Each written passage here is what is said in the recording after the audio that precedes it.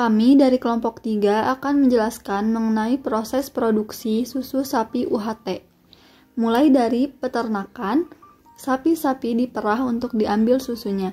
Kemudian susu tersebut dibawa ke pabrik dengan menggunakan truk-truk tangki.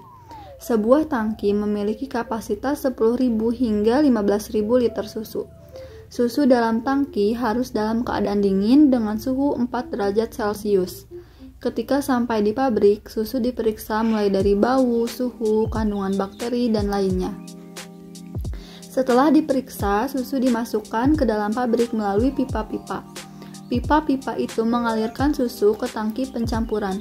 Tangki ini sangat besar dan dapat diisi dengan sekitar 30.000 liter susu. Nah, di tangki pencampuran, bubuk coklat, gula cair, dan lainnya ditambahkan ke dalam susu. Setelah itu, susu dipindahkan ke tangki homogenisasi. Di sini, lemak susu dihaluskan, tujuannya agar lemak lebih menyatu dengan air susunya. Tahap berikutnya, sterilisasi susu, yaitu susu dibersihkan dari bakteri dengan teknologi UHT. Susu dipanaskan dalam suhu yang tinggi, yaitu sekitar 140 derajat Celcius dalam waktu 4 detik. Susu UHT bertahan sekitar 10 bulan selama belum dibuka kemasannya. Lalu setelah itu, sekarang susu sapi dimasukkan ke dalam kotak susu menggunakan mesin khusus yang bekerja cepat sekali. Susu dimasukkan ke dalam 24.000 kotak per jam. Susu kotak sudah jadi. Susu kotak itu berjalan berderet untuk masuk ke dalam mesin pemasangan sedotan. Setelah itu dikemas ke dalam kardus dan pengemasan ini dilakukan juga dengan mesin. Jadi dalam proses produksi PT Ultra Jaya sama sekali tidak melibatkan tangan manusia sehingga dijamin kesterilannya. Susu kotak yang telah jadi ternyata masih diperiksa lagi.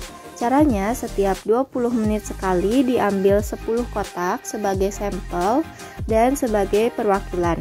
10 kotak itu lalu disimpan selama seminggu dan diperiksa di laboratorium.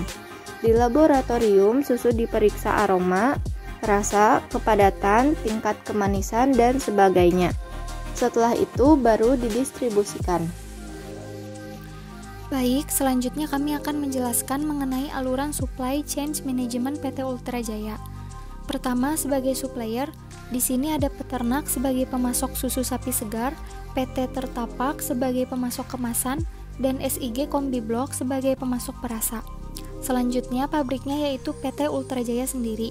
Kemudian dalam tahap distribusi, PT Ultra Jaya membangun kemitraan dengan PT Nikos Distribution Indonesia dan PT Tol Indonesia. Selanjutnya kemudian didistribusikan ke berbagai toko dan retail di seluruh Indonesia, misalnya Alfamart dan Indomart.